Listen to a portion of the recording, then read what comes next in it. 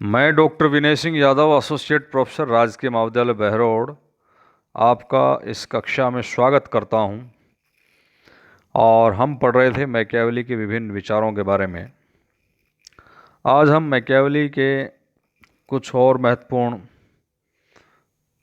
विशेषकर जो उनके शासकों के बारे में हैं, राज्य सरकार के संबंध में हैं, और प्रिंस में शासन कला के बारे में उसने शासकों को क्या सलाह दी है, और उनके लागिवर के रूप में, विधायक के अवधारणा के रूप में, और गणतंत्र राजतंत्र के बारे में, शासन प्रणालियों के बारे में मैकियावेली किस प्रकार के विचार रखते हैं, इन चीज़ों का अध्ययन करेंगे।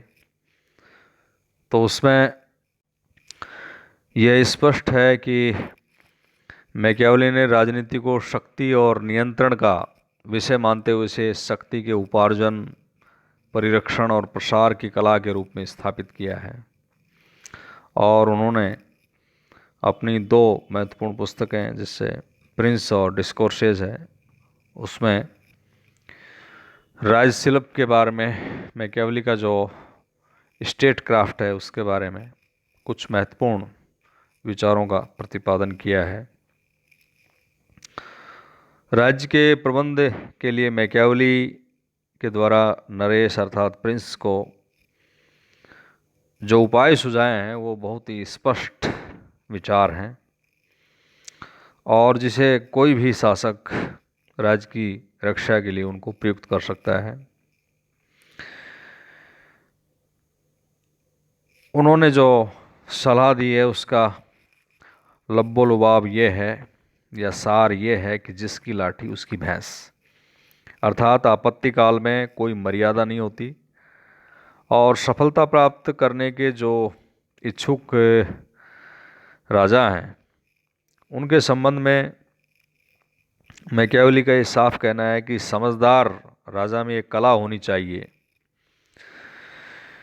कि वह अपने दुर्गुणों को छिपा करके बदनामी से बच सके और अपने आप को बचा सके। किसी राजा के मन में ये विचार द्वंद्व नहीं आना चाहिए कि वह अपने राज्य की रक्षा अपने दुर्गुणों के सहारे कर रहा है, और अपने दुर्गुणों के कारण उसे अपने राज्य को नहीं खोना चाहिए, अपितु दुर्गुणों को ढके रखकर राज्य को सुरक्षित रखना चाहिए। राजा को देश काल की आवश्यकता के अनुसार दानशील, कृपण और क्रूर अथवा करुणामय होना चाहिए। यदि इससे हानि न हो तो उसे विश्वास करना चाहिए और अपनी वचनबद्धता को निभाना चाहिए। उसे ख्याति प्राप्त करने के सभी साधनों को अपनाना चाहिए। सबसे अधिक महत्वपूर्ण बात यह है कि वह लोगों की घृणा से बच सके, क्योंकि घृणा पात्र जो शासक होता है, राजा होता है, राजा का जो शासन होता है वो टिकाऊ नहीं होता, जबकि भय से संचालित राज्य फिर भी टिक सकता है। लेकिन शर्त यह है कि राजा नागरिकों की संपत्ति और स्त्रियों के सम्मान का अपहरण ना करे। शासक के लिए ये नितांत आवश्यक है कि वह उत्कृष्ट बुद्धिमान लोगों की बात सुने और बुद्धिमान सलाहकारों से वह सत्य कहने की पूरी स्वतंत्रता दे। मैकियावेली राजा को स्पष्ट ये संकेत देते हैं कि सलाहकार की अपेक्षा सलाह लेने वाले को अधिक बुद्धिमान होना चाहिए, क्योंकि जो राजा स्वयं बुद्धिमान नहीं है वो कभी भी अच्छी सलाह नहीं ले सकता।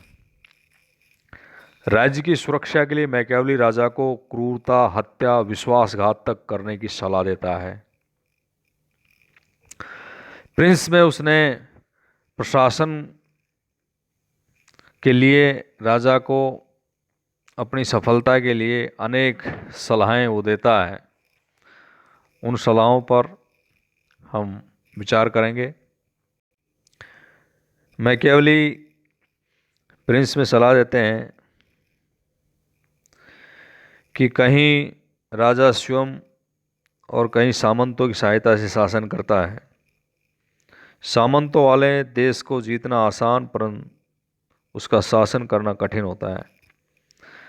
और जिस राज्य पर अधिकार किया जाए वहाँ के पूरे राज्य परिवार, उसके संबंधियों और सामंतों को पूर्णतः समाप्त कर देना चाहिए। ऐसा करने से नए राजा के विरुद्ध विद्रोह की कोई संभावना, आशंका नहीं रहती है। इसके अलावा मैकियावेली कहते हैं कि स्वतंत्र राज्य को जीतकर उस पर अपने अधिकार को स्थायी बनाने के लिए उसको लूटना, उसमें अपने राजधानी बनाना या विजित राज्य को उसके ही कानूनों के द्वारा चलने देना है।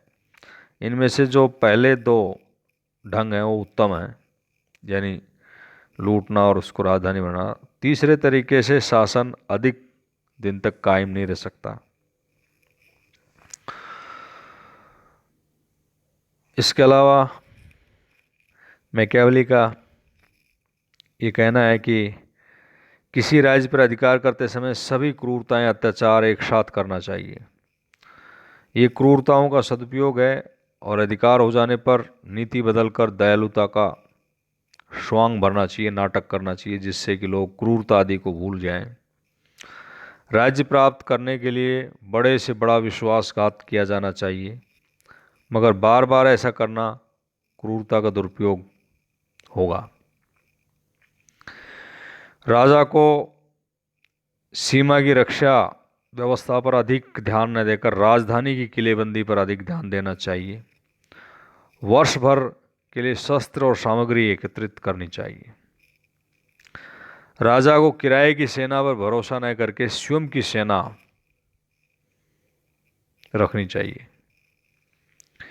राजा को ऐसी बुराइयां करने से नहीं डरना चाहिए जिसके द्वारा वो अपना राज्य सुरक्षित रख सकता है। यदि आप राजा हैं तो उदारता हानिकारक है, और यदि आप राजा बनने की कोशिश कर रहे हैं तो यह आवश्यक है कि आपको उदार समझा जाए। इसी प्रकार उनकी और कुछ सलाह है कि राजा ऐसा हो जिससे लोग प्रेम भी करें और डरें भी। यदि इनमें एक गुण को छोड़ना भी पड़े या एक ही गुण हो तो अच्छा रहेगा कि लोग उससे प्रेम करने की बजाय डरें। मैकियावेली का यह मानना है कि प्रेम जो है तभी तक रहता है जब तक स्वार्थ होता है। भय दंड के द्वारा उत्पन्न किया जाता है, इसलिए उसका प्रभाव स्थायी होता है, और इस कारण डराना जो है प्रेम से अधिक अच्छा है। राजा में शेर और लोमड़ी दोनों के गुण होनी चाहिए। शेर अपने को जाल में फंसने से और लोमड़ी भेड़िए से फंसने से अपनी रक्षा नहीं कर सकती। जाल के ज्ञान के लिए राजा में लोमड़ी की चाल और भेड़िए को डराने के लिए उसमें शेर किसी शक्ति होनी चाहिए, और लोमड़ी के अपने स्वभाव को छिपाने के लिए राजा में उच्च कोटि का बहुरूपियापन और वचन भंग करने के लिए लोमड़ी की चाल होनी चाहिए। ये मैकियावेली का फेमस स्टेटमेंट है कि शासक को शरीर से शेर की तरह ताकतवर होना चाहिए और दिमाग से लोमड़ी की तरह धूर्त होना चाहिए। इस प्रकार एक कुशल जो शासक है उसको अपने अंदर शेर और लोमड़ी दोनों के गुण पैदा करने चाहिए। शेर बहुत बहादुर होता है, परंतु वो फंदे में फंस जाने पर बाहर नहीं निकल सकता। लोमड़ी बहुत चालाक होती है, परंतु वो भेड़ियों से अपने आप को बचा नहीं पाती। इसलिए शासक को फंदे से बाहर निकलने के लिए लोमड़ी जैसा चातुर्य होना चाहिए उसके पास, और भेड़ियों को भगाने के लिए शेर जैसा बहादुर होना चाहिए। तो ये मैकियावेली की एक सलाह है। इसके अलावा राज्य की रक्षा करना राजा का कर्तव्य है, चाहे उसके लिए वो कुछ भी साधन उसको अपनाना पड़े। वे सभी प्रशंसनीय माने जाएंगे और राज्य का सदैव विस्तार किया जाना चाहिए। राजा को लोगों को डराने के लिए निर्दयता की अति करनी चाहिए। उसे अवसरवादी बनना चाहिए और मौका पाते ही लोगों की भावुकता का लाभ उठाना चाहिए। राज्य की भलाई के लिए शासक को दोहरी नीति अपनानी चाहिए। यदि सभी अच्छे सच्चे होते तो सच्चाई अच्छी चीज होती। लोग स्वभाव से ही दुष्ट होते हैं, इस कारण राजा के लिए उनके साथ धोखेबाजी करना अच्छा है। अपनी संपत्ति में कंजूसी और शत्रु के लूटे हुए धन में उदारता प्रकट करना एक कुशल राजा की पहचान है। जोखिम के कार्य पदाधिकारियों को सौंपने चाहिए और सम्मानित कार्य जो है राजा को स्वयं करने चाहिए। धन द्वारा अच्छे सैनिक नहीं मिलते, बल्कि अच्छे सैनिकों के द्वारा लूट से अच्छा धन प्राप्त होता है।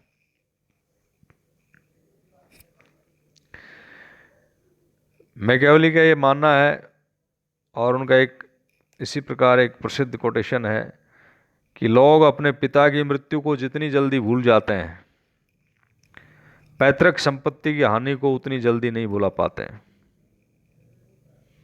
इसलिए ऐसे लोगों के साथ व्यवहार करते हुए शासक को केवल सच्चरित्रता का ढोंग करना चाहिए। समय आने पर उसे वचन तोड़ने का कोई भी अच्छा सा बहाना ढूंढ लेना चाहिए। लोमड़ी के खेल में जो खिलाड़ी सबकी आंखों में धूल झोंक सकता है, वही मैदान मार लेता है, ऐसा मैकियावेली का मानना है।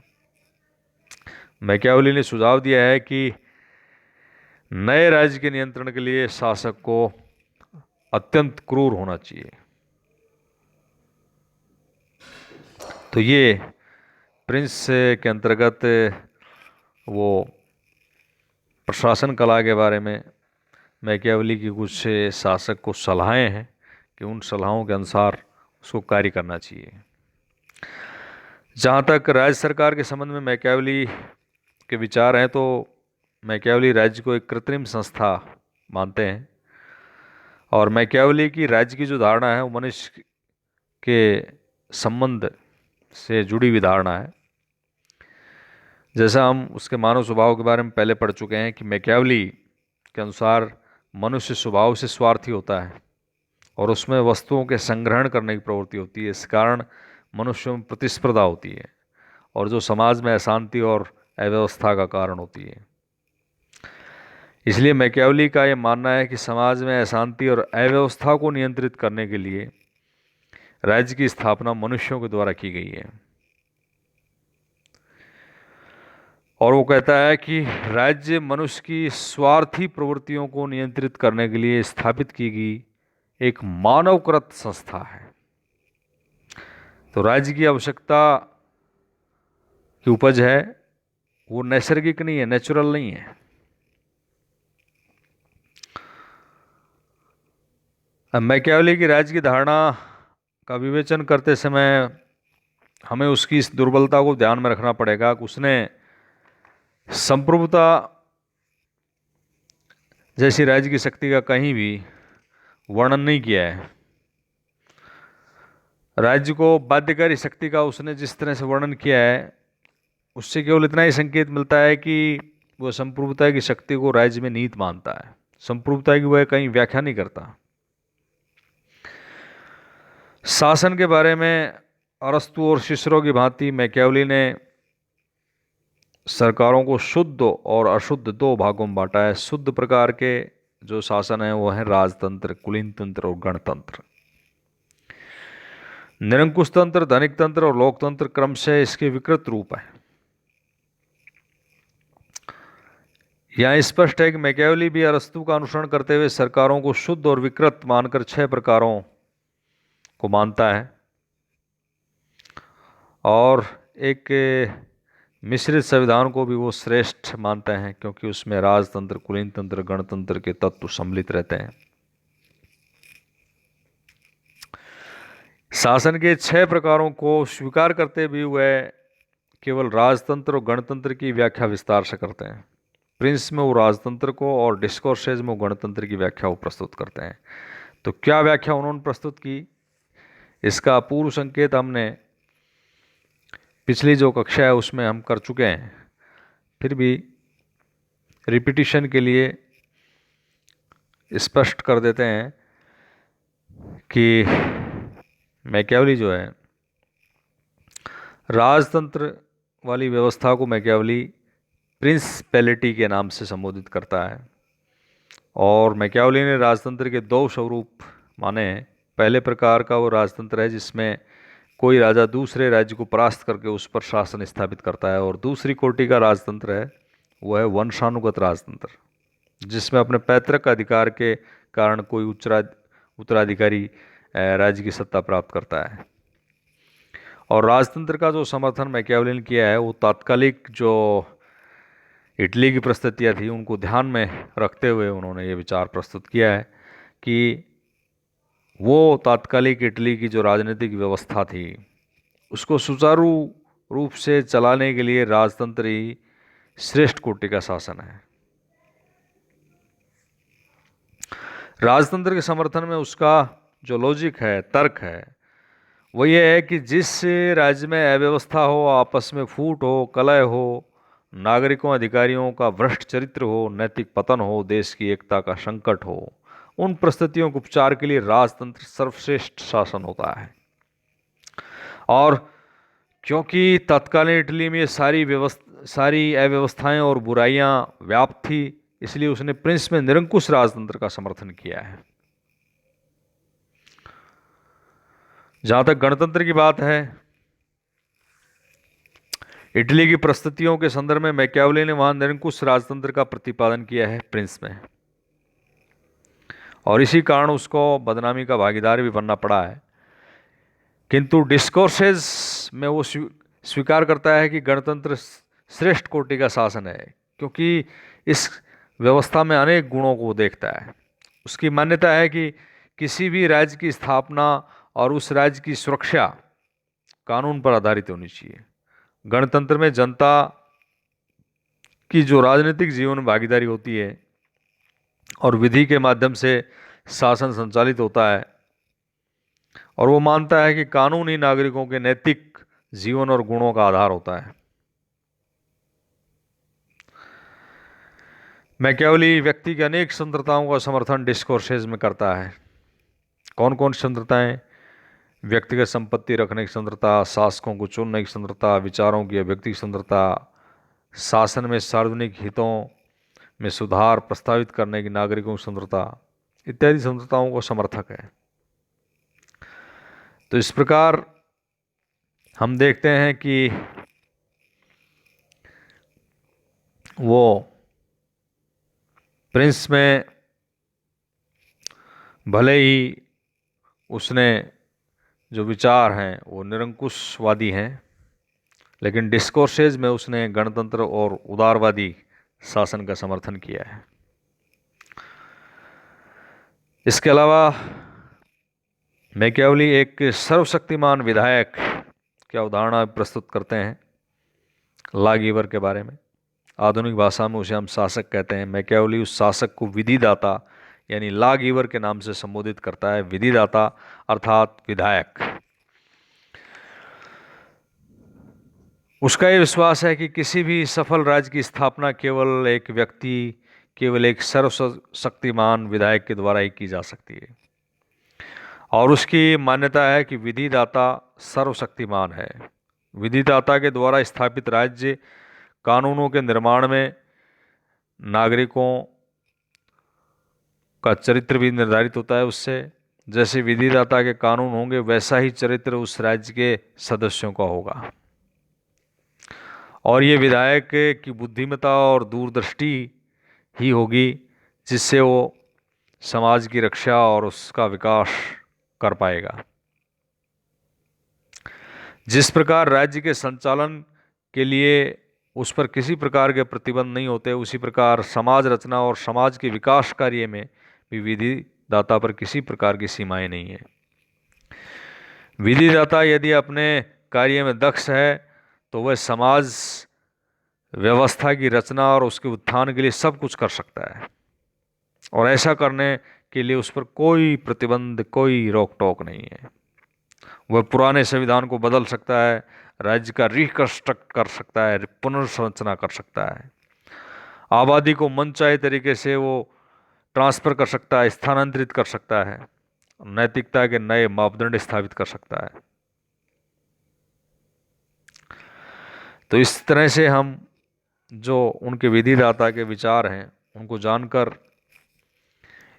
ये कह सकते हैं कि मैकियावेली की कल्पना का जो विधिदाता है वो सर्वशक्तिमान है और राज्य का एकमात्र कुशल राजनीतिक शिल्पी है।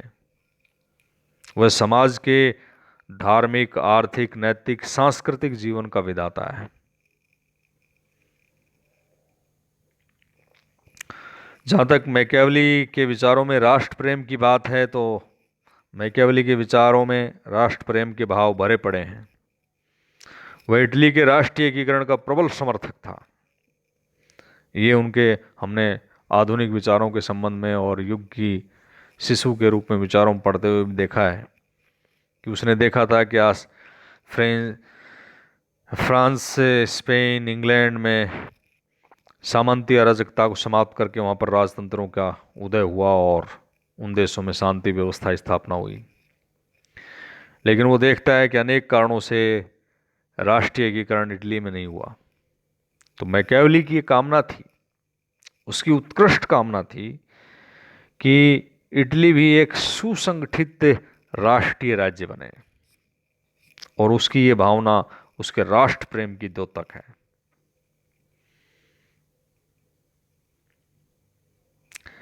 मैकियावेली मातृभूमि के प्रति अगाध प्रेम रखने वाला विचारक था और उसने राष्ट्रीय एकता की स्थापना के लिए ही निरंकुश राजतंत्र का समर्थन किया था। मातृभूमि के प्रति मैकियावेली के प्रेम को हम एक अन्य उदाहरण से भी समझ सकते हैं कि वो राष्ट्रीय सेना के संगठन का समर्थक था। तत्कालीन जो इटली थी, इटली के जो राज्य थे 5 छोटे छोटे राज्यों में बटा हुआ था, उन राज्यों में राष्ट्रीय सेना नहीं थी। इसके बदले इटली में किराए पर लड़ने वाले सिपाहियों की सेना थी और मैकियावेली इनको किराए के टट्टुओं को कहकर उपहास उड़ाता था, उनसे घृणा करता था कि ये किराए पर लड़ने वाले सैनिक इटली की अराजकता के प्रमुख कारण थे। जो भी शासन इन गुंडों को अधिक पैसा देता था उनके लिए वो लड़ने के लिए तत्पर रहते थे, तैयार रहते थे।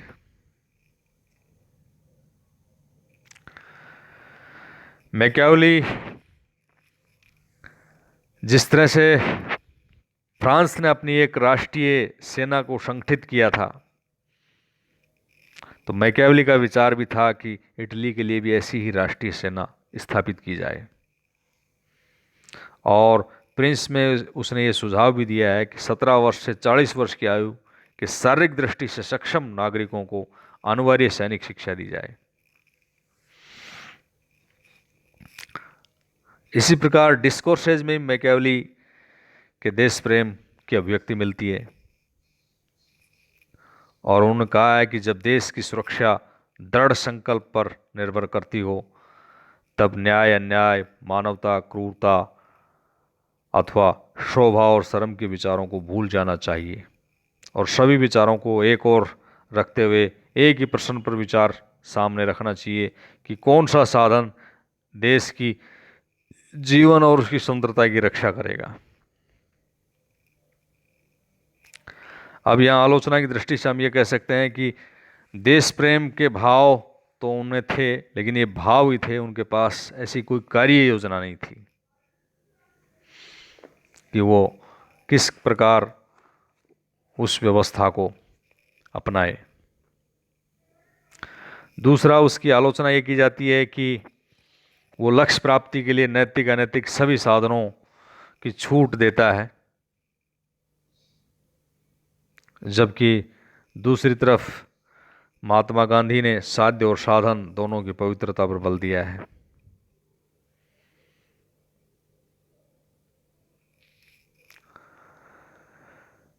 इसी प्रकार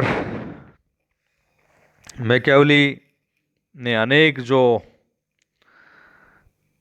तरीके बताए हैं उसमें इतिहास में बड़े बड़े राजनेताओं ने उनके विचारों से प्रेरणा ली है, जिसमें हिटलर है, मुसोलिनी है जैसे अधिनायक भी हैं।